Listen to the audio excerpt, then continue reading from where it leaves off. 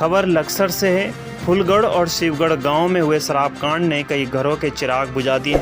दोनों गांव में कई दिनों से मातम पसरा हुआ है। आसपास के ग्रामीण और नेता मृतक परिजनों के यहां पहुंचकर संवेदनाएं प्रकट कर रहे हैं, लेकिन सरकार के किसी भी नेता द्वारा गांव में अभी तक कदम रखने की तो बात दूर की, कोई मुआवजे तक की मांग नहीं की, जिसको लेकर सरकार के प्रति ग्रामीणों में काफ़ी नाराज़गी देखी जा रही है। फूलगढ़ और शिव गांव में हुए शराब कांड ने अब सियासी रूप ले लिया है। प्रदेश की विपक्षी पार्टी कांग्रेस के नेताओं ने इस मामले में सरकार को घेरने का काम शुरू कर दिया है। इस कांड को लेकर नेता प्रतिपक्ष यशपाल आर्या द्वारा पहले ही सरकार के खिलाफ बयान देकर नाराजगी जाहिर कर चुके हैं। इसी क्रम में आज पूर्व पीसीसी चीफ एवं वरिष्ठ कांग्रेस नेता प्रीतम सिंह ने फूलगढ़ व शिवगढ़ गांव पहुंच शराब से मरे लोगों के परिवार का हालचाल जाना। इस दौरान उन्होंने शराब कांड के लिए सरकार को जिम्मेदार ठहराया। उन्होंने कहा कि धामी सरकार पूरी तरह संवेदनहीन हो गई है। फूलगढ़ और शिवगढ़ गांव में 10 से अधिक लोगों की मौत हो चुकी है। कई परिवार तो इस त्रासदी में पूरी तरह से बर्बाद हो गए।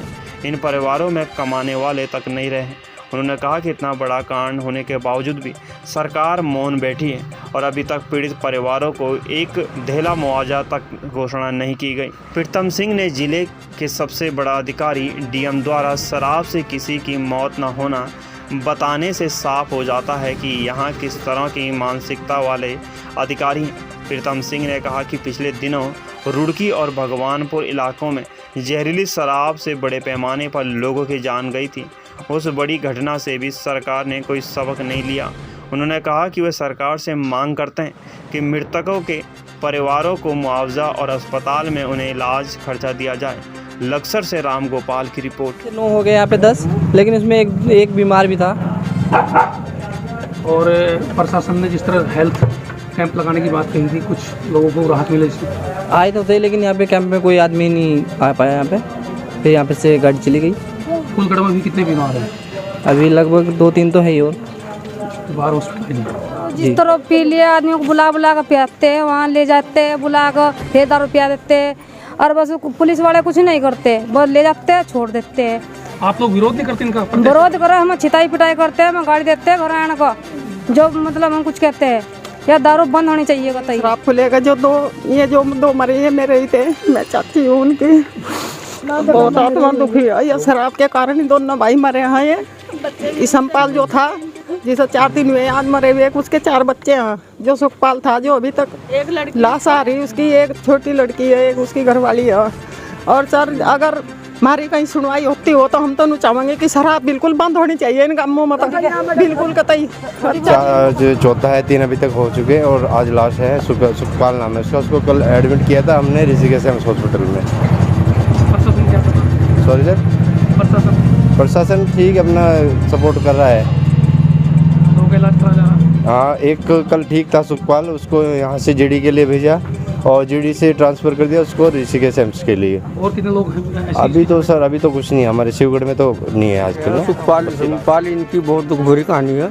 और क्या करें, सिर्फ ये शराब के ही सेवन करने से मरे हैं। और शराब सेवन करने में सबसे बड़ा हाथ है पुलिस प्रशासन का, क्योंकि पुलिस प्रशासन वाले वहाँ पकड़ कर ले जाएँ 1-2 और यहीं कहीं इनका तो 10,000 रुपये का माल है तो 5,000 उन्हें पकड़ा दे, 5 फिर भी बच रहे उन्हें।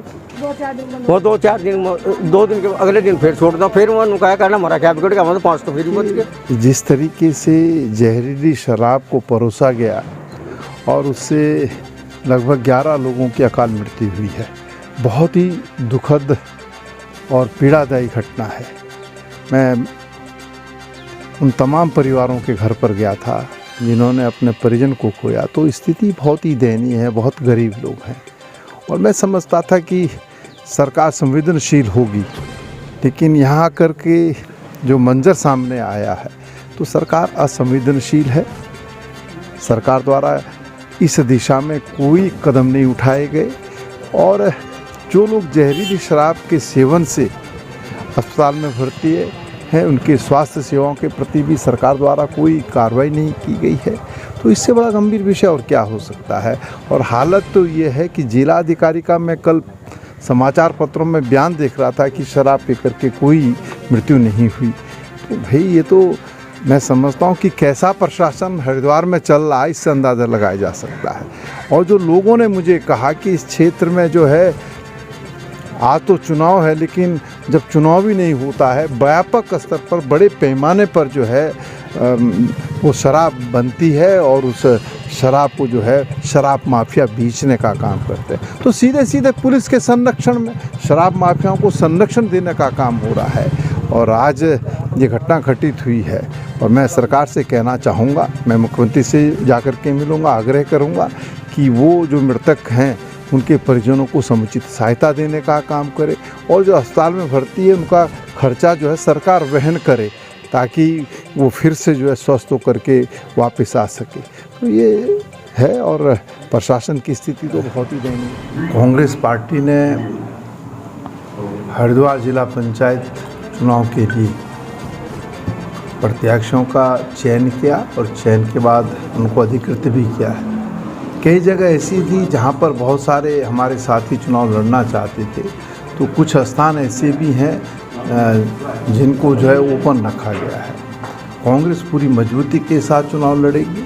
विधानसभा के चुनाव में भी हरिद्वार के लोगों ने जो निर्णय लिया है वो हम सब के सामने है। उसी के आधार पर मैं कह सकता हूँ कि निश्चित रूप से इस जिला पंचायत के चुनाव में हरिद्वार जनपद में जो है कांग्रेस का परचम क्या है राजनीति? नहीं, देखिए ऐसा कुछ नहीं है। प्रदेश अध्यक्ष द्वारा एक समिति का गठन किया गया, जिस समिति में हम सब लोग सदस्य थे। हमारी एक बैठक आहूत की गई और उस बैठक में निर्णय लिए गए। अब सारे टिकट एक व्यक्ति के कहने से नहीं दिए जा सकते, अध्यक्ष का अपना विवेक होता है। यहाँ कांग्रेस के जो एमएलए के प्रत्याशी थे वो थे, जिला अध्यक्ष थे, ब्लॉक अध्यक्ष थे, सबसे फीडबैक देने के बाद जो प्रत्याशी जो चयन होता है। अब ये तो हो नहीं सकता अगर एक व्यक्ति एक जिला पंचायत क्षेत्र में 10 लोगों को कहे तुम भी तैयारी करो, तुम भी तैयारी करो, तुम भी तैयारी करो, तो 10 लोगों को तो टिकट नहीं मिल सकता। उन 10 में से एक को तो मिला है ना। और मैं समझता हूँ कि निश्चित रूप से ये कहना कदापि उचित नहीं है कि उनकी संस्कृति पर टिकट नहीं मिले।